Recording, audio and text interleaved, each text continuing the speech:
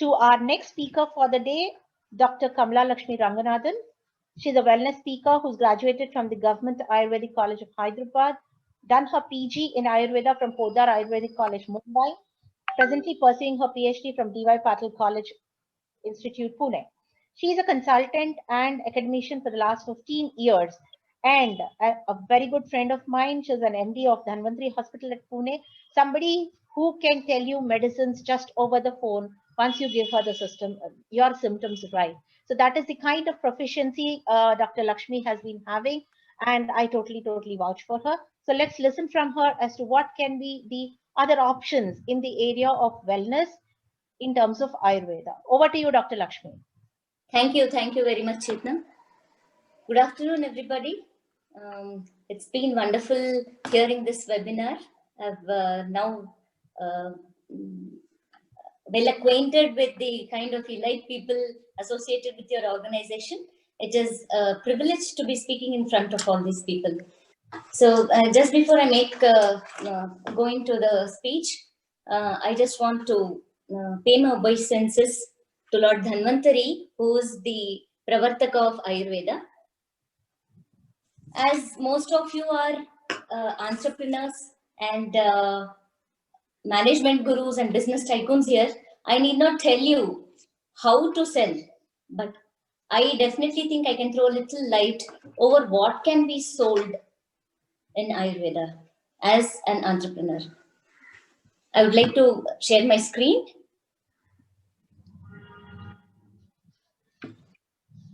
Laman, can Dr. Lakshmi share her screen? Yes, ma'am. Yeah, thank you so much, Laman. Tell me. I see. Start podcast. No. Wait. Screen. I need to go to the Google, right? Give me a second. Lakshmi, just go to your share screen. First, what you do is open your PPT.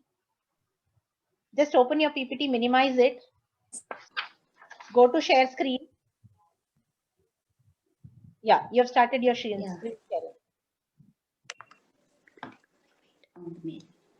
Yeah, I can see your desktop now. Just check your, yeah, there we go. Yeah. So I would like to speak about Ayurveda for entrepreneurs. And Dr. Kamalalakshmi, as already she's introduced me. Thank you very much. I'm an MD in Ayurveda. My specialization is Triroga Prasuti Tantra, which is equivalent to the gynecology and obstetrics in MBBS. Right now, I'm a PhD scholar from the D.Y. Patil Institute in Pune. I would like to introduce a little about Ayurveda, for whom Ayurveda is something very new.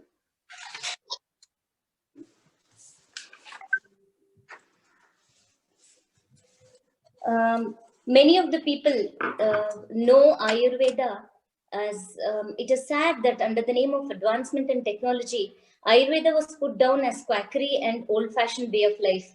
Even after lots of efforts put in by many Ayurveda acharyas, it is still considered as some last resort treatment or limited as a luxurious massage or steam treatments on the level of some beauty spas. I want to throw some light regarding the potential it has for the present day. Many places in India, especially rural areas, people still follow Ayurvedic principles and preparations, considering them as home remedies. All in all, Ayurveda is so ingrained into the cultural system that it has been affecting, in a good way, the genetic pool of the nation. All the world over, people are wondering why Indians are or were not affected with COVID as in other countries. They attribute this immunity to the lifestyle, RNA DNA makeup of the Indians. This is not a privilege which we have begotten overnight. It is the efforts and restraints and lifestyle followed by the previous generations to create this kind of genetic pool.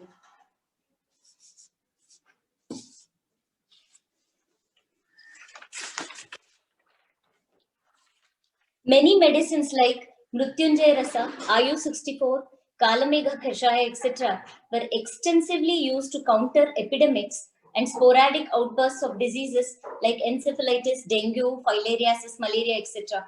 Many of the Ayurvedic practitioners all over India are still working relentlessly without actually aiming for fame at grassroots levels, especially in the rural areas. So Ayurveda should be considered as a way of life. It is called as the science of life. It is an ever-flowing river of knowledge. As one of my professors had very rightly stated, that this everlasting flowing river of knowledge can be utilized by anybody depending upon their capacity. When you go to a river, depending upon the capacity of how much you can carry, you can get a thimble or a bucket or a truckload of the water which you want to utilize. Likewise, a science has a lot to give, but it is our capacity which enables us to utilize that potential for our needs.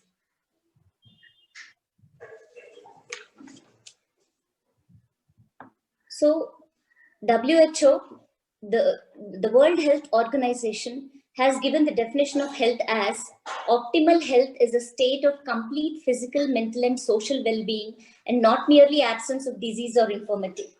We hear many people broadly claim that I haven't gone to a hospital all my life, I haven't taken a single injection all my life. But it is not just the absence of disease or infirmity which claims you as a healthy person. Ayurveda's definition is far-reaching, is much beyond what the present WHO definition of health actually means. It is called as the Samhitas or treatises written by the great acharyas like Sushruta and Charaka and Vagbhata. They have still mentioned health as samadoshaha samagnischa samadhatu malakriyaha prasannatmendriya manha swastha ityabhidhyayate. This is a shloka which I have taken a reference from Sushruta Samhita, which is dated as 5,000 years back text, which says that complete health comes with the balance of doshas, agni, and dhatus, or all the 7 tissues of the body. And malakriya here is the excretory functions, all the metabolic functions, anabolic and catabolic, they come under metabolism. All the metabolism should be proper. Prasanna atma indriya manaha. That means previously medicine was considered to be physically healing, but sound mind and happy senses, all the senses and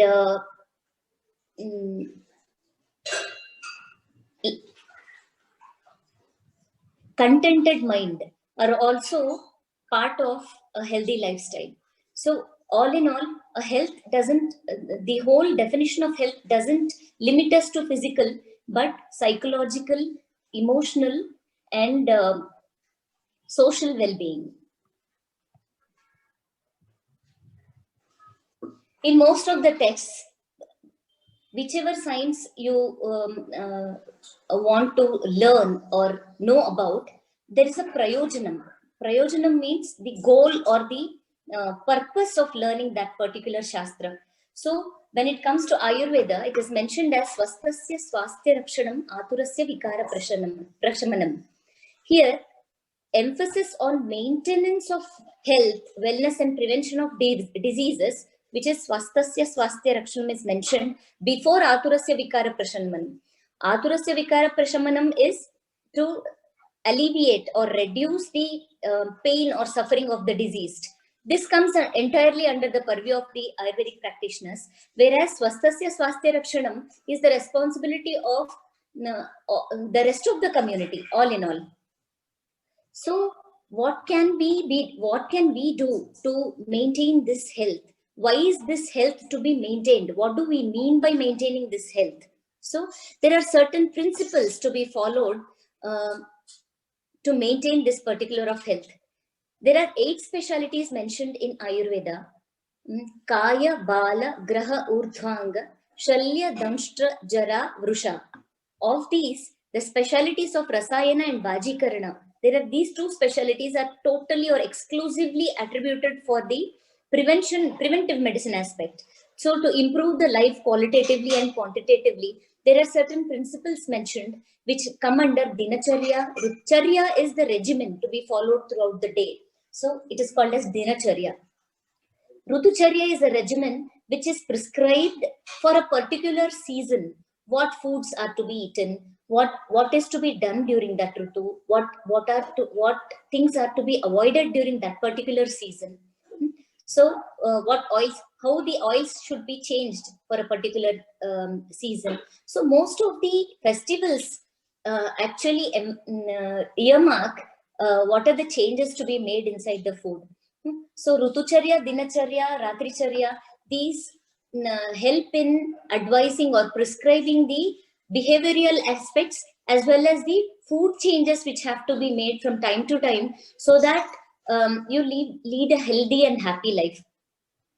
The Chaturmasya followed all over India by most of the communities. It signifies the changes in the food regimen for a particular season, especially during the Chaturmasya. Chaturmasya falls under the rainy season because during this season there are lots of infectious diseases which can be where people are very vulnerable or exposed to these infections. So by following these regimens very religiously or seriously will actually help you to avoid falling prey to these infections and falling ill. Sadvrutta is one of the major aspects which is mentioned in the preventive aspects of Ayurveda. What does Sadvrutta mean? Sadvrutta is the behavior, the Achara Rasayana, which is speaking truth, not deceiving anybody, not hurting anybody. These are ingrained into all religions and it is mentioned very beautifully in the Sadvrutta of Ayurveda. Why? There are certain diseases which are simply stamped as being idiopathic. Idiopathic means where the reason is not known. Why does cancer occur? Though we attribute cancer for the widespread use of insecticides and pesticides and fertilizers, the main cause for any changes that happen inside the human body are because of the lifestyle changes or the changes which we have made under the name of advancement and technology. So if we follow these Dinacharya, Rutucharya, Ratricharya and Sadvrutta, it can be the Acharyas have guaranteed a very long life and healthy and disease-free life.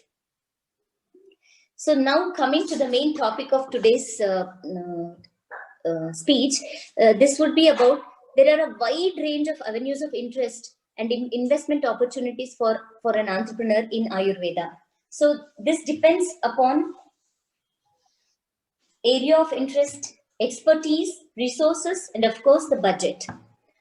So what are all the business opportunities for a non-Ayurvedic person in Ayurveda, in the field of Ayurveda? The first is wellness centers or health resorts. I'll take each topic one by one and mention a few sentences about them. Production of herbs or medical agriculture, sale of herbs, health shops, nutrition or organic shops, restaurants or takeaways, courses for educating your consumers. Wellness centers or health resorts. Most of you are well acquainted with the health resorts or wellness centers across the country. What does a wellness center do or a health resort offer? For example, a simple thing like a car, a non-living thing like a car, has to be maintained and serviced. So why is there a requirement for maintenance and servicing? Because you want to avoid breakdowns, right? There should be a smooth running for a long term. So you maintain and service the car which you are using as a vehicle. Likewise, a human body is considered as a vehicle for conducting your life. So it has to be well maintained and serviced periodically. So there are these wellness centers or healthcare centers help by they have to help in detoxifying and rejuvenating the persons time to time, very periodically. So if the budgetary capacity of a person is high, you can always go for these wellness centers. There have been so many wellness centers and health resorts of international repute which have been failing. So how could you be different? How could you be different by investing into a health resort? By following the ideologies of Ayurveda and persistently trying to upgrade the available resources or available services for the wide range of clientele, from children to the old age people. So how can this be done? So this can be catered by definitely under the guidance of very good Ayurvedic practitioners all over India. You can actually approach a very authentic Ayurvedic doctor for guiding what are the requirements of these wellness centers. Now, many things come under, there are many facets or many branches attached to these wellness centers. You could give health packages like weekly packages, monthly packages, or quarterly packages, or a yearly packages, like how you overhaul or do the maintenance of cars. You can always help to detoxify and rejuvenate by incorporating procedures like Panchakarma under able guidance, and of course in the peaceful surroundings. That is how you can, I think most of you must have heard how the state of Kerala, the healthcare has tied up with the tourism for encashing this potential here. How the peaceful surroundings help in rejuvenating the mind as well as the body. It's not just the body which needs to be detoxified. So these healthcare centers or wellness centers have a lot of potential to tap, because there are lots of people all around the world looking very eagerly and enthusiastically for a very cherished experience in these centers. So next point would be I just wanted to mention why Ayurveda is not just about massage or sedation by just bringing it down to the level of some beauty spas. This is much more meaningful. All the kind of, Pada, Karna, Shiro, Abhyanga. Abhyanga is actually application of medicated oils and touching those particular centers which stimulate different parts of the body. Pada, Karna, Shiro, Abhyanga is a very specific massages which are used in Ayurveda. Pada is the sole of the feet. Karna is the ears and the ear lobes. Shiro is the head, all over the head and the scalp. These places or these parts of the body are so highly sensitive because they represent and they have very strong acupuncture and acupressure areas. So these have lot of medically acclaimed or very scientifically, you can actually treat the patients by simple abhyangas. And there are 13 types of Svedana or sedation. We do not call them as jacuzzi or something, but here the Svedana or it is called as sedation, which causes sweating. There are 13 types of Svedana mentioned for different types of disorders. Having different people come from very different backgrounds. They have different prakritis. Prakritis are constitutions of the human beings depending upon the doshas like Vata, Pitta and Kapha. I might sound a little offbeat here because I'll be using lots of Ayurvedic terminology, but I think I can answer if you have any questions in the end. I'll just mention what all is possible here. So the media which is used for this Abhyanga and Svedana are oils, powders, and pastes from different combinations of drugs depending upon the disease or the part of, or the problem faced by the client. There are many franchises also running across the country. But why do these franchises fail? Because again, they do not follow the Ayurvedic ideology and the principles, and they fail to reach the masses because they cater only to the specific, only the rich clientele. They are not tailor-made or customized for each and every client. The second point where I would talk about the investment is production of herbs or medical agriculture. Growing herbs is indeed a very big challenge, especially because over the decades, the forest areas were demarcated for procuring medicinal herbs. Now, because of the depletion in the forests, there is increasing need for growing herbs in small scale or large scale. Large areas of land have been earmarked for growth of medicinal herbs, and even government is helping and subsidizing for the growth of medical raw materials. For example, there's a place, Mandya in Mysore, Karnataka, where large tracts of land have been earmarked for the growth of particular raw materials which are required by those particular pharmaceutical companies. So they hire or they tender it to the farmers for the particular raw material growth so that they take up. So there is no wastage here. Whatever the required amount of raw material, according to the requirement, they are sown and reaped, so that they are in very good the quality and quantity as required by the pharmaceutical company. So the farmer gets the best benefit here. So those who have large tracts or huge resources as land can definitely take this production of herbs or medical agriculture as one of the investment options. Coming to the sale of herbs. Over-the-counter sale of individual drugs is allowed for an Ayurvedic individual.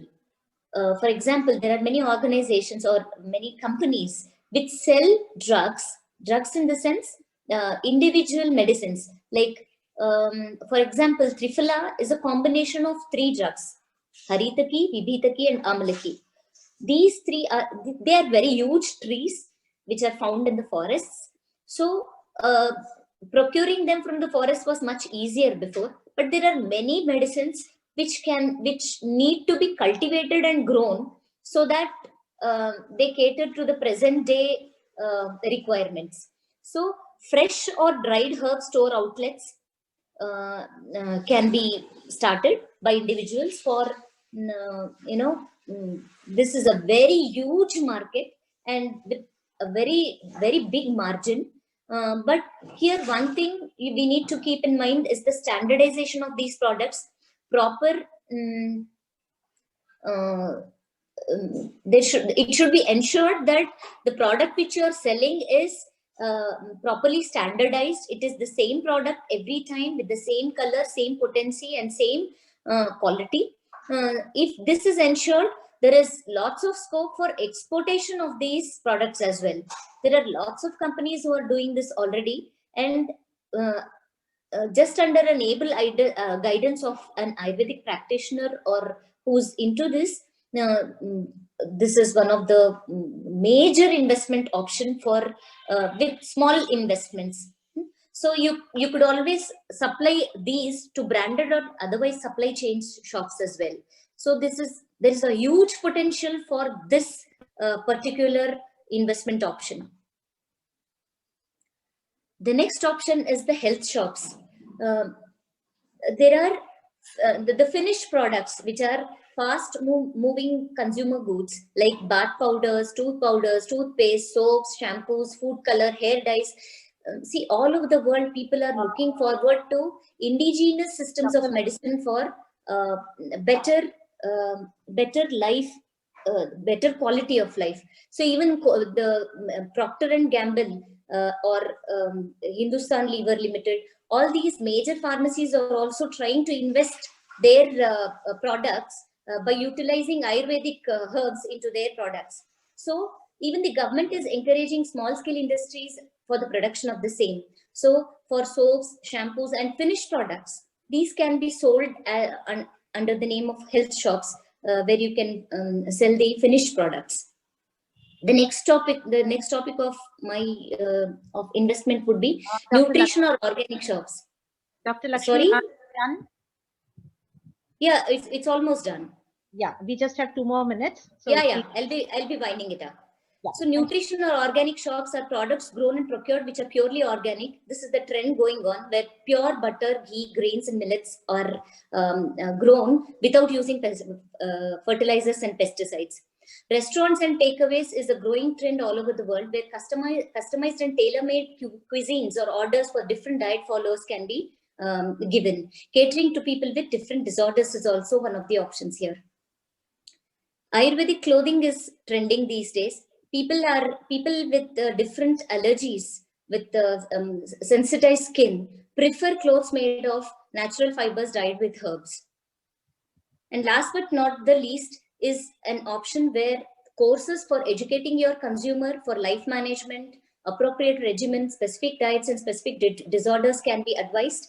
And training of new staff or personnel for running of Ayurvedic businesses is again in demand today. So I just hope I have put in a little light on what Ayurveda has to offer for the rest of the community to help lead a better life. Thank you. Yeah. Thank you so much, Dr. Kamla, and that was a wonderful session. There are quite a few questions which have been put up for you on the chat box. So Yeah. you can go ahead and please answer them. For Okay. others who have questions, please start putting your questions on the chat box and Dr. Lakshmi will be here to answer. The next speaker for the day